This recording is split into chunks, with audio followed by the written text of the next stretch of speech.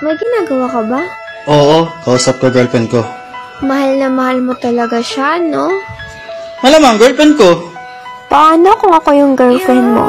Mamahalin mo rin ba ako? Hindi. At huwag ka umasa na magkakagusto ko sa'yo. Hindi ka ba nakakaintindi ng paano?